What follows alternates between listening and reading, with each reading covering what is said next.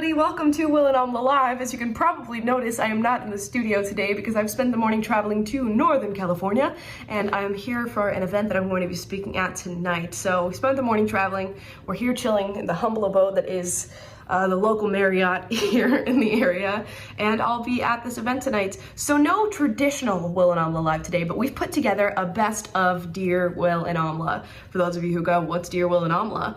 Why aren't you watching the show every Monday? Because every Monday we do an advice segment called Dear Will and Amala, where you guys submit advice questions to my Instagram at the Amala Epinobi. You can also follow Taylor at Taylor Trandle or Will at the Will Wit. But you submit to my Instagram and we give you our best advice. Sometimes it's good, sometimes it's bad. Sometimes Will says just kiss her, and as far as I'm concerned, that's bad advice as well. But here is a complete highlight reel of some Dear Will and Amalas that we've done in the past for you guys. As far as news goes for today, of course, I've been following Joe Rogan. We're going into yet another week of drama surrounding this. The Spotify CEO remains quite firm that he's going to keep Joe Rogan on the platform. However, he's taken down some episodes, or the company has taken down some episodes, and going forth, they're going to be putting disclaimers on what can be considered controversial episodes. Now, we've had another player jump into the ring ready to rumble. A horrible joke.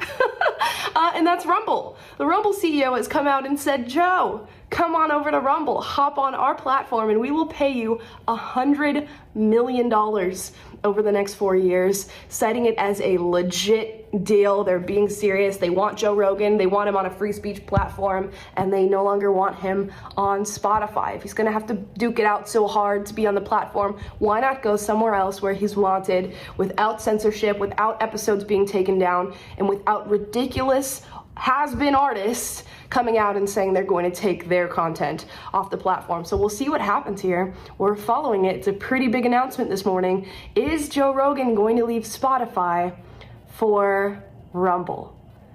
Big stuff. So we'll see. It could alter the way that we view these different platforms and the way that we view social media and how we listen to Joe Rogan moving forth. And whatever choice he makes, I'm sure will be okay. We've seen some slander coming his way as an old video of him saying the N-word while quoting someone else was released. And of course, the leftists on the internet get outraged and the celebrities get outraged, and they're all calling for Joe Rogan's downfall and demise over him quoting someone else with the N-word.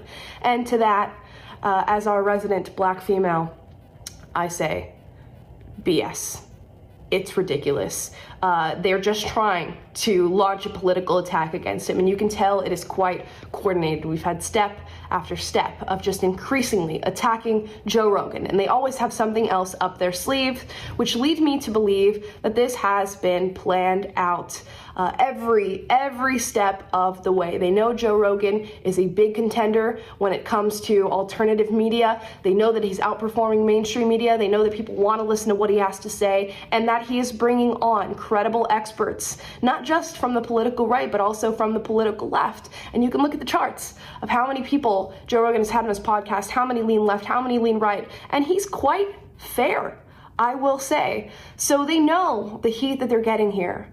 They know they don't want to keep it up. They know he's going to challenge the narrative, and in fact, he might completely crumble the narrative. So they're going to continue to attack Joe Rogan. And is he going to move from Spotify to Rumble? We will see. But we'll keep you guys posted in the coming days. Now enjoy the best of Dear Will and Amala.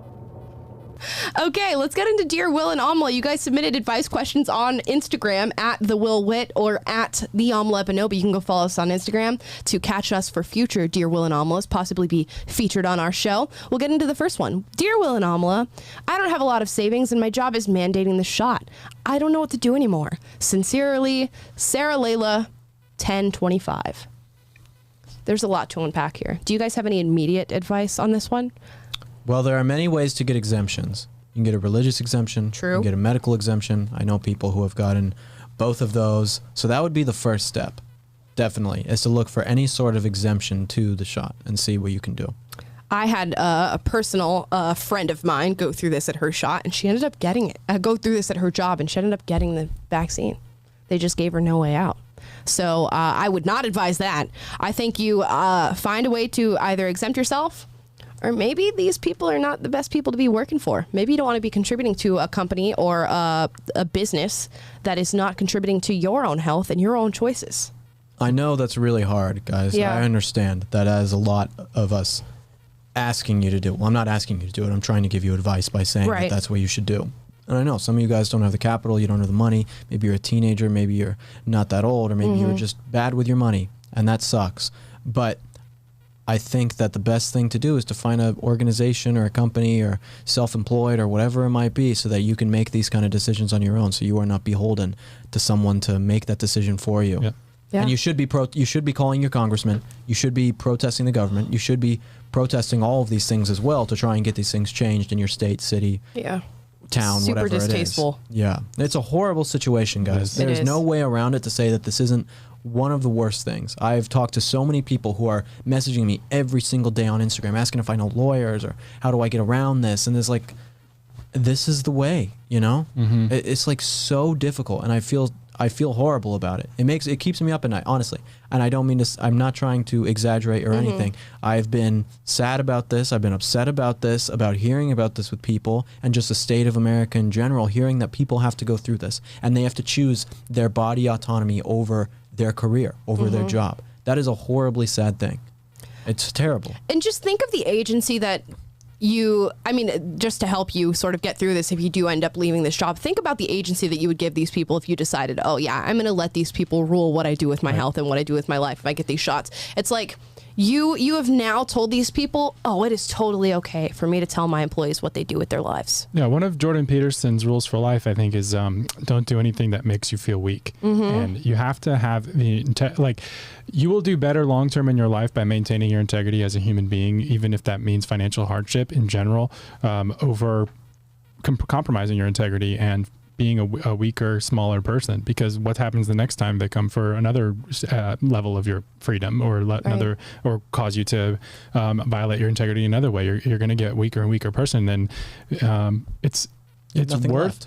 Yeah. And we live in our modern time is like, we're so averse to any kind of suffering. And I mean, again, it's easy for us to say in our high horse. And like, I totally agree with everything Will said about like, this is just a horrible decision to be made. But at the same time, there are certain things that are worth suffering for, and I think integrity is one of them. Yeah. I mean, how much are you willing to compromise? Exactly. How many times are you going to compromise your values and say, oh, I just have to wear a mask at work. Oh, I just have to double mask at work. Oh, I just got to get the jab at work. Things that you all disagree with, but you just do it.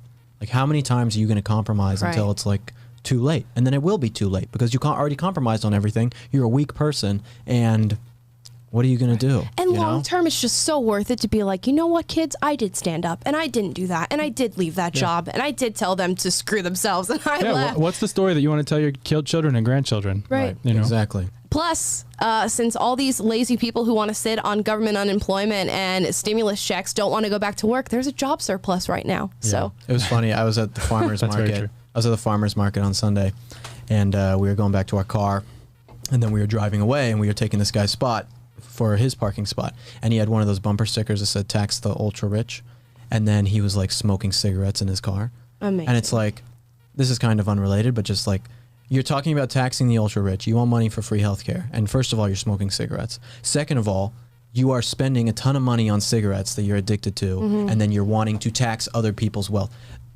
That's just kind of a side. It's an interesting But it's just, juxtaposition. you were talking about that, and it just made me think of that. It's like so dumb. People will waste their money on frivolous, stupid things, and then want to tax other people for and make their own stupid choices. health worse and make their own healthcare costs go Exactly. up. And then I have to more pay society for it. I have to pay them. for it. It just goes to show that people hold their values and hold their morals in places where it's convenient for them. They don't hold it in every aspect of their life. And you should always be striving to hold your values in every aspect of your life, which is why in this situation right here, it's clearly a values of yours that you should not mandate what people do with their health. Stand by that value and either find an exception at your job or leave it. Right. Yeah. Agreed. Amen. Next one. Dear Will and Amala, how to be less of a screen addict, ? Sincerely, Gen Z Conservative 03. That's What kind happened of a to Gen Z? statement with a question mark at the end of it, isn't Yes, it? it is. How to be less of a screen addict, ? How TED can I be Talk. less of a screen addict? Oh. Who wants to start? I'm pretty much a screen addict, so I'm gonna let you guys answer this. I mean, it is sort of our jobs. Our job is to like constantly be on our phones and checking for stories and talking about what's going on and working on content lines. But the best thing that you can do is just find something that you're passionate about outside of that. And even if it's something that you're passionate about doing on your phone, what is a way that I can implement that in my real life? What is a way that I can get out of the house and do these things? I saw this really cute video on YouTube, and it was like these kids try to do couple therapy, and these couples would come and sit in front of kids and tell them their problems. And the girl was like, he's always on his phone. He's always playing video games. He never wants to go anywhere. And the kid's like, well, why don't you have him download Pokemon Go? You guys could go outside. But just find ways to slowly wean yourself off of your phone and get in the real world, hopefully. Someone said, I'll stop listening to your show.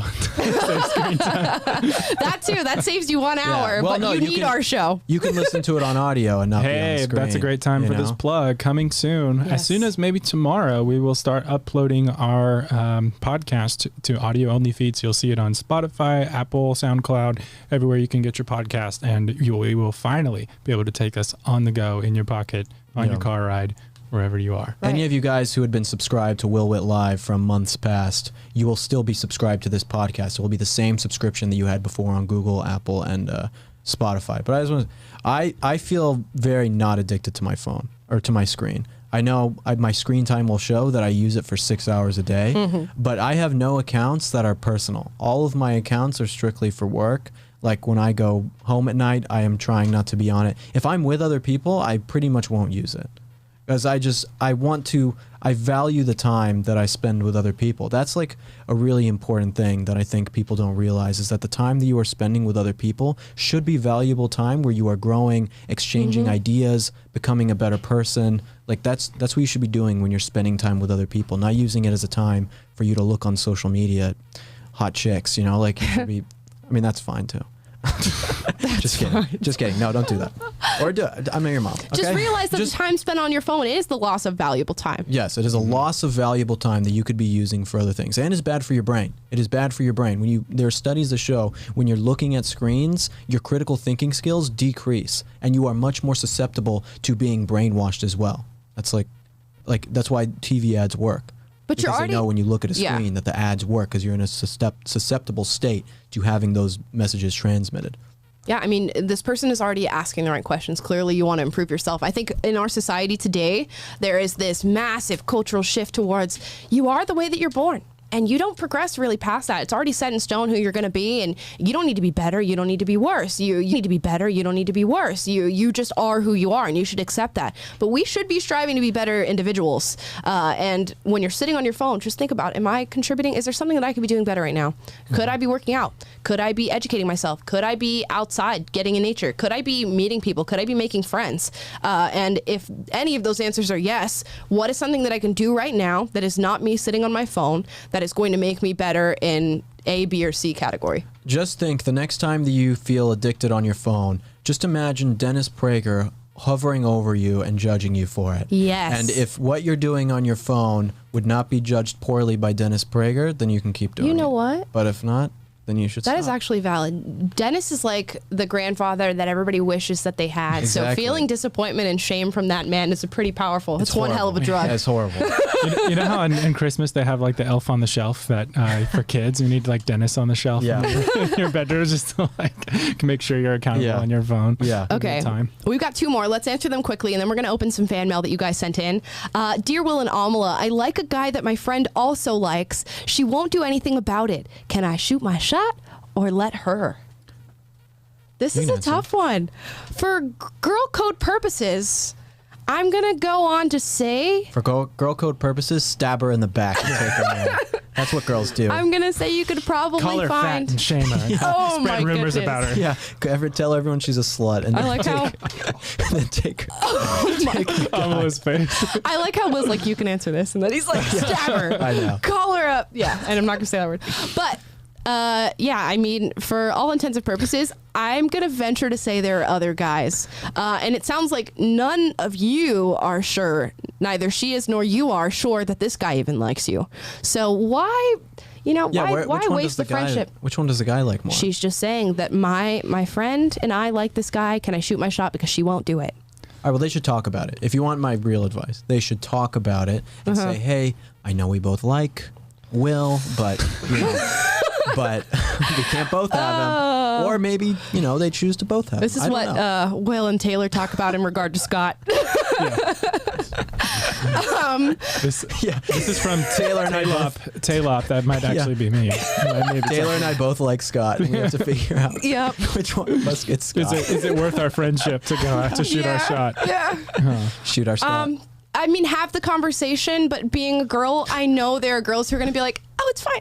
It's totally fine. It's totally fine. I don't even like it. It's never fine. It's never fine. Yeah, and that's the thing. Never fine. How much do you value this friendship? Right. And then keep that in perspective as it relates to what you guys do about this guy. Like, don't let this guy ruin your friendship if it's not, unless he's like hot Scott or something. Yeah. Then it's valid. Then go all out. Then kill her. Yeah. You know? Take him. Forget about it. Kill her. You got it. Also. I can't stop laughing. Just have the conversation with your friend. And also, does this guy like either of you? Imagine like you backstab your friend and you're like, I'm gonna go for this guy, I'm gonna shoot my shot, and he's like, I'm good. Yeah, I'm chilling. Yeah, that'd be kind of awkward. No, that'd so be like super awkward. Figure that out first. Before you kill her, you need to find out if he even likes You're like, you. but I already killed Jessica. Oh man. Anyways, next, this is the last one. I think we answered that one. The dating ones are fun. Well. We did. Yeah. That was our best advice You're welcome. so far. You're welcome, guys. Dear Will and Amala, how do I keep things unawkward when a guy comes over that rejected my sister? Sincerely, Abigail Marquand 14. I hope your sister is Tyler's not got her watching. both just laughing right now at this question. Abigail, why are you inviting guys over who rejected your sister? That's Yeah, it's not like, a very how did the guy get in the house? Well, apparently she's letting him in. I guess he's coming over, but like, why is he coming over? Are you friends? Are you dating the man that rejected your sister? Yeah, that's screwed up. I need more You details. shouldn't do that. Or If at this least man- like give her the space, you know, go to a public place or somewhere that's not your house so that this guy's not coming over like walking past your sister in the kitchen like, oh, hey. I just hope there's you no guys way to aren't- make that not awkward. I hope sorry. they're not dating. I hope they're not dating. The because guy that's wrong. The guy shouldn't be coming over. Right. Yeah. That's my opinion. Yeah, that's like take the last question we just answered. That's like if the girl does shoot her shot and she ends up dating this guy and then she's like, "Oh, let's go hang out with Jessica." And Jessica's around the guy that she likes who doesn't like her back. It's very problematic, Abigail. Yeah. I get that some people do this with exes and things, but I've never been one to be friends with exes or anything like that afterwards.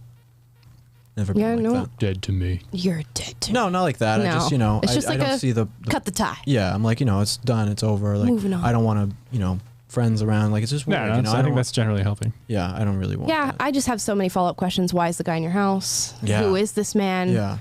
What is your relationship like with your sister? Because obviously that's your sister. Like, she's not going anywhere, so I would not mess up that relationship. Yeah. Yeah, so I would maybe ditch the guy. Scott. Unless it's hot Scott. It's always the new, caveat. It's always the that's the new exception to the thing. rule. There are rules which we've given you, but there are exceptions to the rule. Yeah, the 11th commandment. Hot Scott is the exception to the rule. Oh gosh. Now for some spicy advice here with Dear Will and Amala. Our first question is from Michelle Elise B. She says, why do I keep finding guys who get complacent so quickly? Do you have any initial thoughts on this, either Taylor or Will? Complacent. In this scenario, what is Complacent is sort of like comfortable. They're not doing the Yeah. things that they used to do in their relationship. They're not as romantic anymore. They've just accepted that you're with them, and now they're complacent in this relationship. Do you guys have any initial thoughts? I have some, but I'll wait for you No, guys. you You're say. You smiling so wide. No. Do you have something important to say? No, I can't say. You can't go. say? You Okay. Okay, so there's a lot of things. I would always be weary of a man that you get with right out the get-go is just extremely romantic, daunting on you, wanting to hang out all the time with you, wanting to know everything about you, talk every single day of your life. There's a psychological phenomenon called love bombing, and it's what a lot of men and women do when they first get in relationships, and that is bombing a person with love, like completely overwhelming them with affection. So you get this sense of, oh my gosh, I'm in love with this person before you even truly know this person and before they even truly know you. And you feel like, oh, I'm so secure in this. And all of a sudden, once they know that they have you and they have that attachment, the person fizzles out. Maybe they're still in the relationship, but they've grown complacent and comfortable. And it's because they use that sort of tactic of manipulation to get you in the relationship with them. And then once you're there, they feel comfortable that you're there. And that's when you get into cycles of abuse or just people who just don't do nice things for you anymore. So always be wary of a man who's going to be in love with you and doing all these romantic things right out of the gate. A person who really truly wants to get to know you and wants to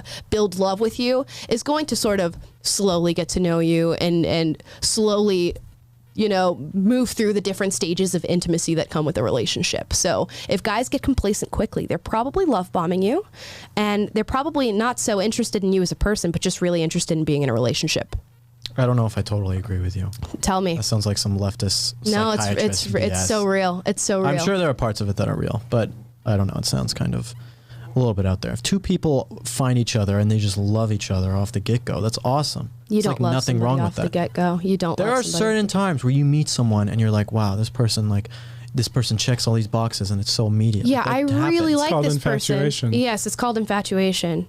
I'm not saying that you're going to have like the deepest connection with this person, but you can meet someone very quickly and you're like, oh, this person's amazing. And then they think you're amazing. And you're like, Yeah. we both want to do really nice things for each other. Sure, That sure. does happen. That doesn't All mean those things do happen. That happens all the time. They do happen, but you Like, don't acknowledge. be worried if some guy is like, don't think like, oh, because he's being so nice to me that he's going to just drop me afterwards. No. That's a She's horrible She's way to complaining think about of the the world. complacency. That's that not what I'm does saying. happen. Yes. I know, but I'm saying that's not that's not going to happen every time. No. Just because a guy is super nice to you. Oh, absolutely not. If a guy is nice and that's his standard and he's just always nice to you, sure, by all means. But if a guy is super nice to you out of the gate and then you start to see these red flags pop up a little bit later where suddenly this nicety that he used to do, he doesn't do anymore. And then that becomes greater and greater and it keeps one thing drops after the other. The dude is probably love bombing you. Yeah, That's look why, to the future with love bombing, but don't say Yes. just because some guy is dropping love on me at the No. beginning that he's probably using me or But the just love bombing question me. is, why do I find guys who get complacent quickly? No, and I'm it's not- because I'm they answering love your bomb you. thing.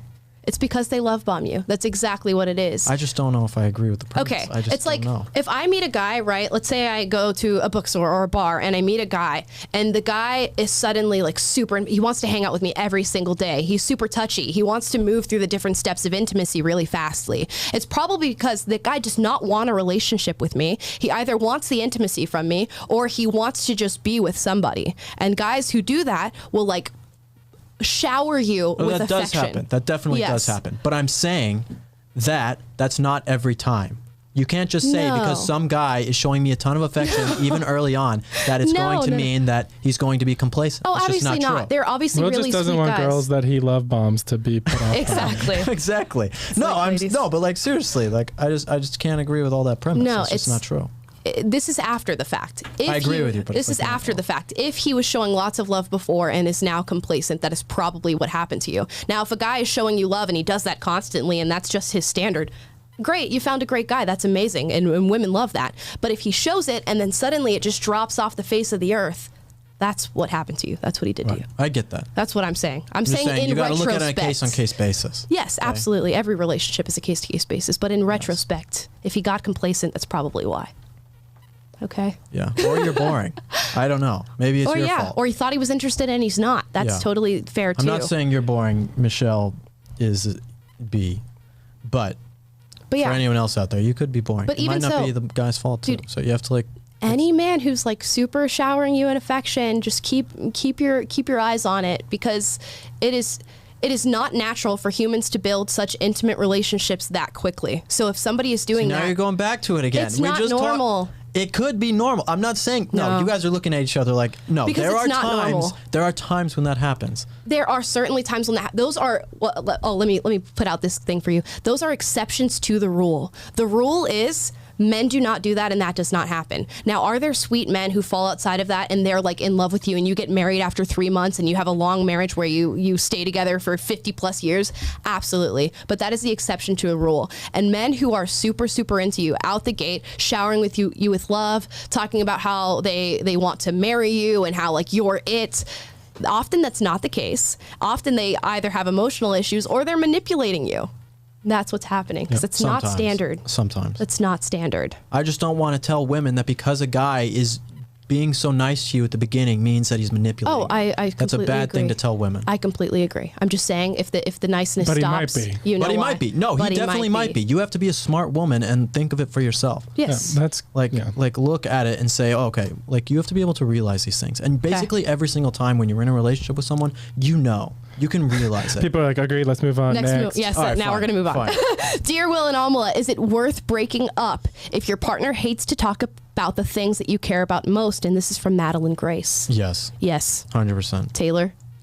Yeah, I mean, if it's bothering you enough to ask a show about, then I would say, yeah, it's probably, if the things that you care about are not interesting to your partner and you need them to be, or you need them to be at least, because it reflects even, like with my wife, I don't care about like everything I don't love everything she loves as much as she does. Like I don't love her cat as much as she does, but I love her and she has a cat. And so, okay, I have a cat now and I love him and it's great.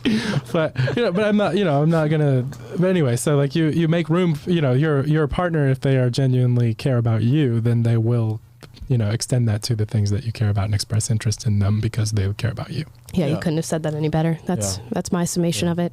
They should care about what you care about. And also, if you don't care about the things that they care about, then, you're probably not a good match anyway, because that means that they probably like some weird stuff or something. You don't like, or things that you think are weird.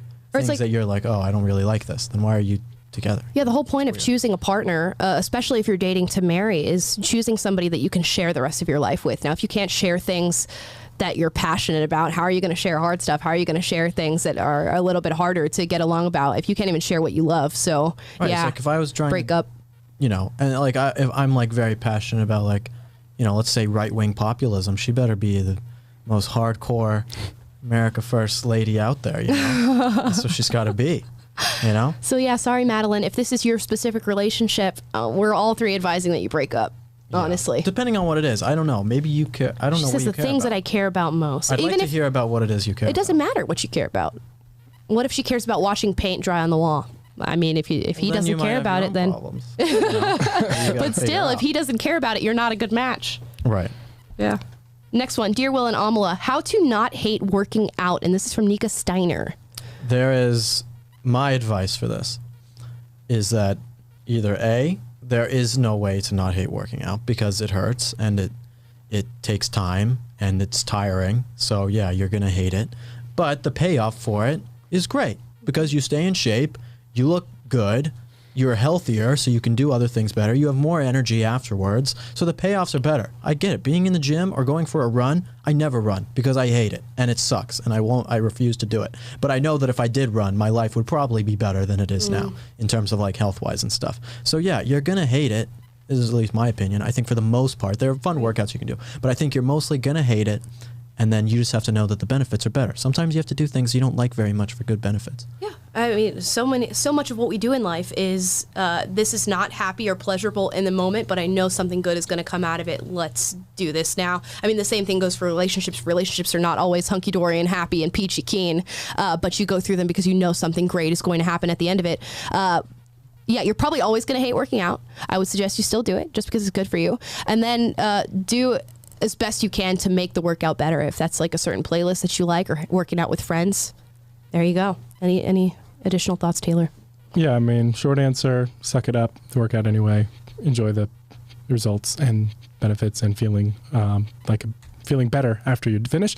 And then second answer is find the workout that you can do the most. Like my favorite, I hate cardio. I don't like to run, but I play beach volleyball and that has a ton of cardio and I get gassed every time I play because I don't do cardio during the week, but I play a lot and that is my cardio. And so if it's, I don't know if it's like yoga, if it's a Pilates class or, whatever girly stuff that they like to do that makes it more bearable, find whatever is most doable for you and do that. Okay, we got 3 more questions. We're going to go through super quickly. And just to get done with the show on time, Will has an interview to do, a very important interview. Dear Will and Amala, a 7.5-year relationship, so 7.5-year relationship. I mean, where's the ring? And he's conservative. And this is from Court Joe 8. Now, we'll just all give our own responses to this one, then we'll move on to the next one. Taylor, do you have anything for this? I mean, I don't know where the ring is, and that's, you know, if Where is the especially if ring? you want one, I knew you were gonna make the Lord of I the hope Rings that this has been communicated to him, that he knows. But you know, I mean, there's a pee or get off the pot type of thing that should come into play at some point when you're ready. And I mean, shoot, my now wife moved back across the country to Georgia because we had not yet talked about it, and I had not yet popped a question, even though we had been seriously dating, and it was about that time. And that definitely did catalyze and made it real. That was like, do I want this or not? And you know, I did, and then that led to our relationship continuing to progress. So you kind of have to stand up for yourself and you know, Give him an let ultimatum. him know what's up. There you go. Give him an ultimatum. I 7.5 disagree. years. Just do it. I wouldn't ask. Yeah, you ask. I wouldn't ask. Why? You're just gonna keep wasting your because, life? you know, what I would say is if the commitment is not really there on his end, maybe it's not the relationship for you. And this is just my hot take on it, because I feel like sometimes, and obviously this is outside of Taylor's case. I know Taylor and Ansley and a beautiful couple anyways, but I know a lot of women, it's like when you have to ask somebody to go and marry you, it's kind of like it's in the back of your head a little bit, especially if the relationship does continue. Well, then end it. So either end it, I know. end it or give You an don't- ultimatum. Yeah, if you want it, don't keep waiting if you're 7.5 Yes, years don't into keep it. waiting. But ultimatums are not great, you know? They're not great for starting off the most important relationship of the rest of your life, of your literal lifetime. Give him Saying, an ultimatum, and you find out right then. And then if he says yes, then you're married. And if he I says don't no, know. then She you should leave have him. given him the ultimatum at 2 years. yeah, seriously, like yeah, way definitely. earlier. But it's like a man who's been with you for 7.5 years should know if he wants to marry, and if he doesn't want to marry you, he hasn't done it. It's like if you ask him that, I think it's probably going to be in the back of your mind for the rest of your marriage of, oh, I had to ask him to marry me. He didn't do it on his own. Like, he didn't do it on his own accord. Oh, I find think someone that's new how then. you think about it. Yeah, But that's how I if think. you're That's my 7 hot years take. into a relationship Yeah. with someone that your life's intertwined with them already, Yeah. you know, you got to make it known that that's what you want. And if they're not willing to give that to you, then now you have to make that choice if you're willing to live without it. And if you're not, then leave. If you are, then make peace with it, and you're not going to get what you want. There we go. We have all different types of spectrums and lifestyles here, so hopefully we'll give you some well-rounded advice. Dear Will and Amala, from Milda Shia, she writes, any tips on how to not feel super stressed out about meeting my boyfriend's parents? Taylor, what did you do when you met your boyfriend's parents? Well, your mom was really nice. She was a breeze. She was very, she was worried about it at first, but then came around. So it was really nice of her. No, but seriously, okay. I'm sure you guys have all had experiences where you had to meet the parents. I'm going to start with you, Tim. Yeah. Okay, what did you do? You got to be yourself. Okay. If you fake it, try to be something you're not, you're not gonna be able to hold it up. They'll catch you later and you will be cast aside by that family. Be yourself, be who you are. If your significant other loves you for who you are, Right. then likely the parents will love you for who you are. Right. So don't fake it. Yeah. That's Don't my fake advice. That's it. very good advice. Yeah. If I were Will going to meet the parents, I would you can use a girlfriend, tone it boyfriend. down a little bit. No, I never tone it Will down. doesn't ever censor himself, which is probably problematic when it comes to meeting parents. Do you have a good track record with meeting parents? I have a great track record. Parents love me. The parents Okay. probably love me more than whoever I'm dating loves me. Okay. Parents love you. Yeah. Okay. Well, that's good. That's good. Yeah. Do parents love you, Taylor? Oh, parents absolutely love me. What about you, Tim? Parents love you? They love The ones me. that you've met? Yeah. That didn't sound as love me. confident. All the parents love us. I would say for a girl, nice outfit, good presentation is important. Although the feminists will tell you don't shave and don't wear makeup and wear your hair all messy and don't do anything. Dress up, look nicer, do your makeup, and just be, just Definitely you're nice. accuse the dad of being a white supremacist. Yes, definitely. Ask him his stance on Definitely feminism, lead with what his axing them. pronouns are. Yeah. Ask them to wear their mask while Yes. you eat dinner. Ask No, them for their vaccine Vax card cards. for I mean, if it Sure. was up to me, like, I would ask your girlfriend and say, hey, your dad, what sports teams does he like? And then, Like be. Oh, like, you're gonna play the game. No, you're not playing a game because it's not that you are like trying to fake it. It's like that you're actually interested, so you can go and talk. I'm gonna be like, yeah, I love hockey. I watch the Cavaliers all the time. Wow. Yeah, Listen, those you're a woman. Bruins. It's different. Those Bruins, Bob. Well, this is a girl asking. She's gonna meet the boyfriend's parents. Well, ask. No, okay. So don't ask. Yeah. Say. I don't know. I think it's easier for What are- girls meeting the guy's parents. I think Yeah, it's for sure. It's way less definitely stress. easier. Yeah. Yeah. You just wear something you feel confident in and just be yourself, like Tim said, and you're fine. The pressure's on the guy. Yeah, for The sure. pressure really is on way the guy. harder for us. Yeah, yeah. Because no, just be yourself, girl. Be nice. Be presentable. Those are the tips there. Next one, dear Will and Amala. This is a question I got a lot, so I didn't even put a username on this. How do I handle being around my leftist family for Thanksgiving dinner? Find a new family. Oh my goodness. Gosh, this is why we don't allow Will to do this. He left. It's great. Tim, do you have any immediate thoughts? You just love people. You know what Yeah. I mean? You love them. I mean, I'm reading your book right now, Will, and you're talking about bridging the gaps, but through kindness, really, right? Again, not to beat a dead horse over history, but I love history, right? I try to learn from it. Look at the most divisive time. Well, we're competing with it right now in America, but the Civil War, right? Nothing more divisive than that time. You had North and South, brothers fighting brothers, right? And at the end of that whole thing, when the Union and the North won, Lincoln could have done a lot he could have added to the divisiveness. He could have taken them down even further. He could have prosecuted everybody, and he didn't. He told General Grant, let him up easy. And then he gives that second inaugural address, his last address. And what does he say?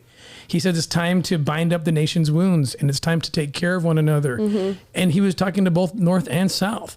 So there's a place in here where we can disagree, but I mean, we're talking earlier about your mom, right? Yeah, You yeah. know exactly. You're more qualified to answer this question, but there's always commonality. Find love. You don't need to be divisive. That's exactly right. You can still sit. I mean, I don't think this is sort of an unprecedented time, I think, for the amount of people who are choosing not to see family members or not to have relationships with them purely based on politics. And I think it is from a purely emotional standpoint. You can still sit at the dinner table with your family and maybe you decide politics is not on the table for dinner as well. We're just going to have dinner. We're going to talk about our personal lives. We're going to talk about what our crazy first cousin did and why she's in jail. I don't know. You're going to talk about random other stuff that has Don't get me nothing to do started. that has nothing to do with politics, and you can do that because you should still love each other outside of your beliefs. My Thanksgiving dinner, if I was home in Florida, would be my 2 conservative grandparents, my conservative uncle, my leftist mother and sister, and sometimes brother, and then it would be me. So you can imagine if we delved into politics, it would look more like a food fight than a dinner. But we just don't. And we just talk about our lives and our days and memories, and that's fine. Well, I think that's what's tough is that if a family is majority leftist and you're the one conservative pariah, they will bring it up. The leftist family members usually will bring up the politics. Someone will bring it up because leftists in many ways feel more justifiable about things they believe in that sense. You know, they feel like on a moral pedestal in a lot of times. So I think that a lot of them will bring it up, even if you don't bring it up to talk politics. So then how do you handle that as like the sole conservative in your family Easy. when you have all these other people who are leftists bring it up at the dinner table and you're just trying to enjoy your gravy? You exercise self-control. It's a very easy thing to do, but people don't want to do it anymore. And I think as much as people complain about, I hate being around my leftist family, a lot of people love drama and they love being able to come back to their friends the next day and be like, guess what my mother said at the dinner table? People love that as much as they hate conflict. So it's very easy if somebody wants to bait you into a conversation about your vaccine status or whether or not we let people from Mexico enter America, whatever they want to talk about, to go, okay, I respect that you think that. And move on to the next subject.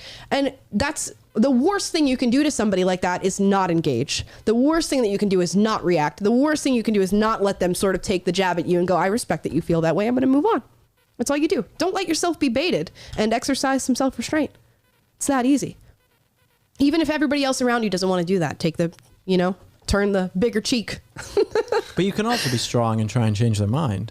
Yeah, don't but have to do it not talk about it. Do it respectfully. I mean, you decide whether or not you want to breach that subject matter. It's like I went through my own personal reckoning with whether or not I should try to do that with my mother, and there were times that I did, and obviously it didn't end well. And some people are very strong-willed and strong-held in their beliefs, and they don't want to have their mind changed. You don't want to have your mind changed. And if you've decided that together and you don't want to have that conversation, then don't. If you think your family is open to that conversation and you can both do it respectfully, then by all means breach the subject matter. Yeah. But don't do it, because it's like, give it one day. Thanksgiving dinner is one day. If we're all coming to the table and saying we can't have one day where we're just a family, that's more of a problem with you and your family than it is about the political climate, I think. My thought on this is like, don't be the one to make things worse. Don't be the one to make things more difficult. Right. Don't be the one to make it more difficult to like have harmony and unity as a family. Like, okay, if you guys are going to be the ones that makes this impossible for us to have a nice dinner together, then fine. But I'm not going to be the one that makes it that way. Yeah. I think that's the attitude to have. Yeah, absolutely. Here's a little bit, this one's going to be a difficult one to answer for you guys, but you guys may have the best expertise in here. Dear Will and Amala from Bloom4115, I hope I didn't just expose you by saying your username. How do I let my girlfriend know she's gaining weight politely? Ooh. Well, I don't know. There's definitely a difference between it being a wife and a girlfriend. Sure. Because if your wife is skinny when you get married, and then in 10 years she Can't wait to hear this. gets really fat. Uh-huh. You didn't sign up for that. Oh. Just like if you got fat. If you got fat and you were skinny when you guys met and you get married and then you get fat too as the man, she didn't sign up for that either. Welcome to Advice with Will, Tim. Yeah. Is that not fair? Advice. Is that not that like? So he's asking, that's not the question though. Yeah. There's well, a Tim has term. something There's a to say. term I use. It's called measured honesty. Mm-hmm. Right. There's tactful ways to go about it. Right. I feel like I was very tactful. Okay. Measured honesty. Like if you feel like there's ways to bring it up, probably, calmly and sweetly, and if you feel like you need to bring it up. Mm-hmm. But maybe not bring it up. Maybe don't. I think you should. Okay. I don't think you need to bring it up with a girlfriend. I'm the girl. I'm the wife or the girlfriend or whatever, and I'm just enormously obese now after us being together for 5 years. How are you going to breach the subject matter? He said politely. Okay, first of all, Will would have left you already. So Yeah, exactly. He wouldn't have to deal with the conversation. well, no, you have to understand that if someone gets sick, like morbidly obese. Well, he's not saying morbidly obese. She said she's gaining weight lately. Well, that turns into obese. Okay, well then I'm the girl. Tell me politely. I don't know exactly how I would tell you, but I would be polite. I mean, I would be polite. I would say, hey, like I love you and I want the best for you and I want you to be healthy. And, set a good example for our children and everything. And you're not looking so healthy. I don't know exactly how I'd say it, but I would say it. I would for sure say it because this is what we signed up for. Taylor, you're married. How would you tell your current wife? Are you saying that you wouldn't tell your wife? Like if she started getting overweight? She would never get overweight. She's perfect. Oh, that's what they all say. Right. But anyways. But if she did, we'd talk about stuff. But it's hard to say because I don't think there's like a cookie cutter way. It happens in the context of honey, relationships. do you remember when you used to care about the way you looked? remember when you used to look good? Because I still do. I still care. I will say this: don't say what Will just. Don't say. Don't. I didn't sign up for this. Yeah. No, don't say that. I'm not saying to say that. No, I'm just saying that's like that's just what it is. Chuck, the comments are going wild. Chuck just said Will's gonna have a long and lonely life. No. Listen, I've talked to women about this, okay, and they agree with me. It's like if I got fat, that's not cool either. How would you want to be told? Well, I would personally, for me, I'm not saying you should say this to a woman, but personally for me, I wish my wife would just say, "You're fat." I'm the same way. You know? Like if I'm getting fat, I wish she would just say, "You're getting fat. You're you're grossing me out." Every time you go to the bathroom, like you're looking in the mirror to take a shower, I can see your flap hanging over your gut. As I wish she would just say like horrible things about me. Then I would want to be less fat. Please fat shame me. Yeah, fat shame me, please. Bring back fat shaming. I'm not saying that you should do that to your wife. Okay, you love your wife. You would never do that to her. No, it's different people. Like in studio here, I got my buddy. His name is Matt Cooper. His first guy we hired at OUR. He's right over here. And when I hired him, he was. Well, I don't know if you were obese, but you were fat. You were fat, right? So let me tell you what I did. And he thanks me forever for this because he's super in shape now. I mean, he kills me at CrossFit. I used to kill him, right? And so I decided that until he lost weight, I was going to call him Fat Matt. It was perfect. I told Will I would do that for him. And I said, hey, here's Fat Matt. My kids were calling him Fat Matt.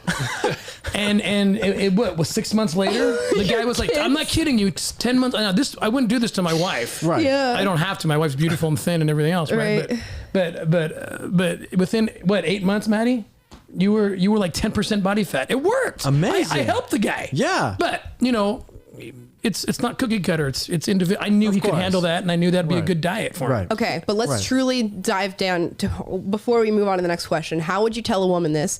I'm like trying to think of like, obviously I'm somebody who's like, I would date somebody who's super blunt and they would just tell me you're getting fat. Like, it's not a good look, fix it. That would be my personal choice in a man. But a lot of women, especially with the whole soy boy thing we got going on right now, do not like men who are like that. I think it would be, if you're a man and you're fit and you've got a good body or whatever, and your girlfriend or your wife is not doing that, take on the task with her and say, you know what, like, we're going to start doing this health plan together, and maybe don't mention that she's fat, and then say, well, hey, I got an extra membership at the gym, or do you want to start coming with me on a certain day to do this? And like, I'll teach you how to do this, sort of ease that or into express it. a willingness to do the things that she likes. Like Ansley likes to do yoga, and so I don't really like to do that, but I'm like, I'll do yoga with you if if it came to that. Right. Exactly.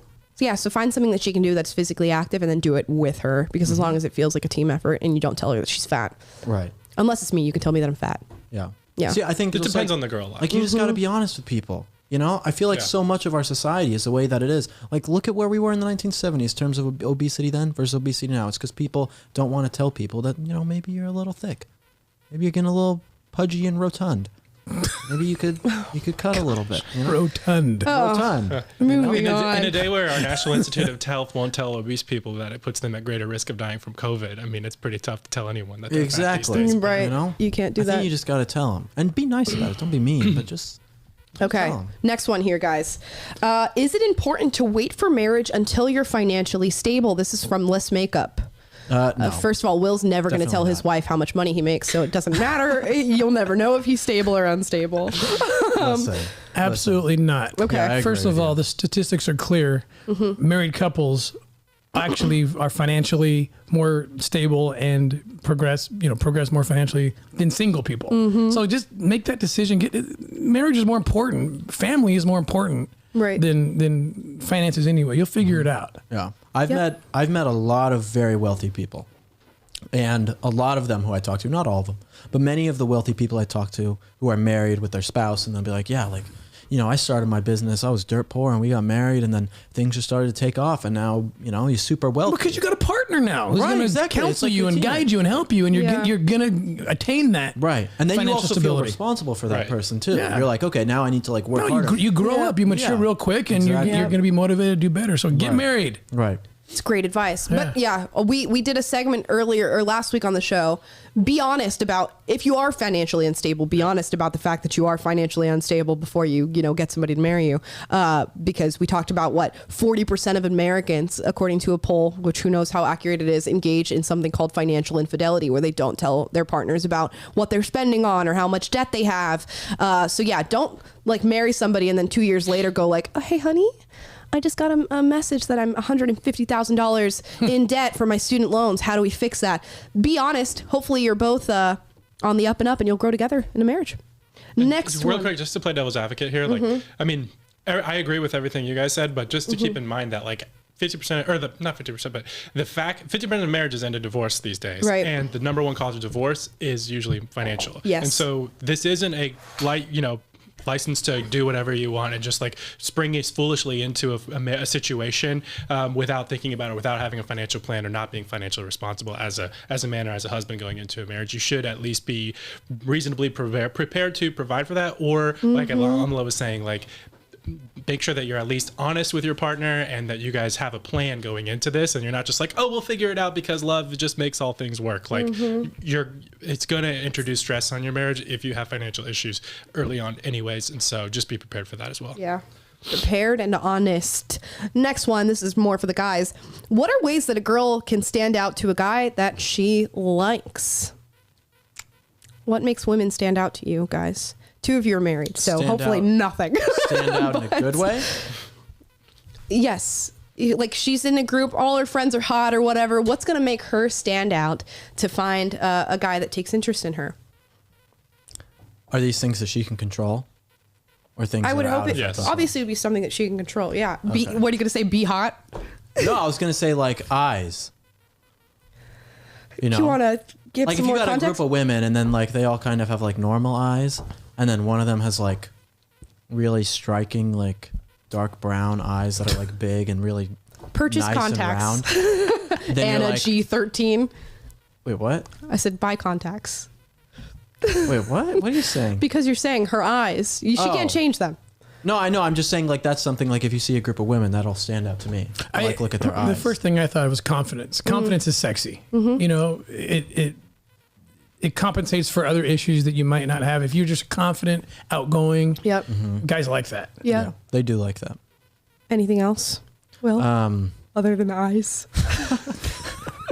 It's true. That's like what I look for. Okay, but outside of And that's that, what they whatever. look- Okay, all the girls, you run into a group of 5 girls. They're all brown hair, green eyes. They're all hot. What makes the one stand out that you're like, that's the girl I want on a G13?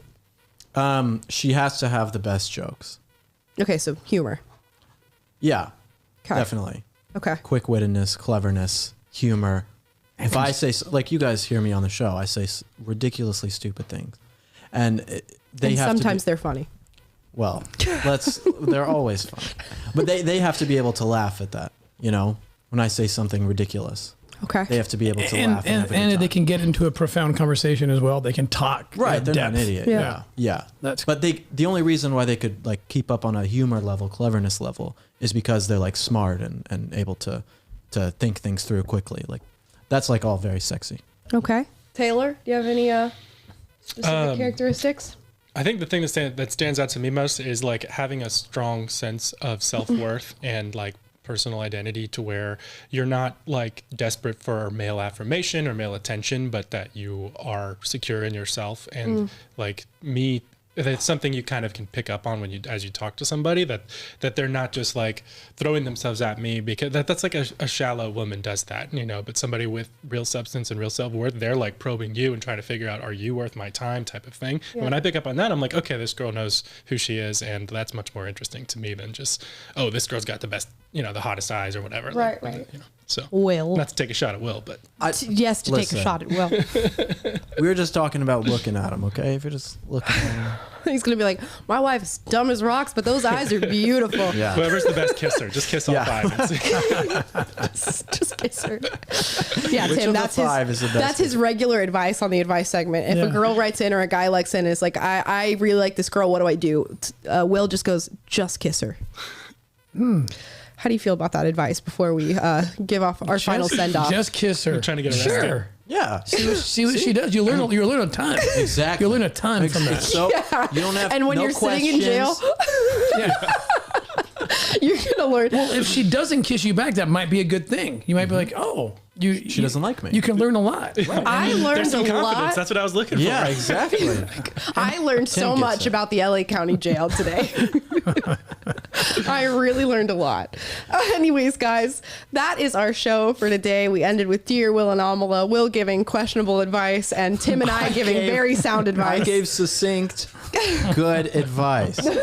You can't tell me that wasn't good advice. You gave them something, Will. Thank you guys so much for watching. Please like, subscribe, click the notification bell to be notified every single day when we go live, 2:30 Pacific, 5:30 Eastern. If you'd like to listen to us rather than watch, you can go to Google Play, Spotify, or Apple Podcasts. Leave us a 5-star review on those platforms so that everybody knows you love the show. We know that you like the show. And if you want to access any of the stories that we talked about today, go to the description down below. We have them all linked for your viewing pleasure. You can fact check us more than YouTube and Facebook do. And Tim, thank you so much for being on the show today. Thank you. I'll be back tomorrow, right? And the next well, day. let's not get into it. I'm thinking Will, Amala, and Tim Ryan. Actually, I think Tim. Yeah, we better Will, put my and name in Amala. there. We're just adding. There we go. Yeah. We've got him signed on. New employee on our team here. There we go. Yeah. Sorry, Hot Scott. Yeah. As long as you tell me when I'm getting fat. I will You're tell on you. the team. I promise you. Okay, good. Call him Fat Willie. Big Willie. Oh, yeah. No, And not we're that one. done. And we're done. Thank you guys so much for watching. We'll see you tomorrow. Peace.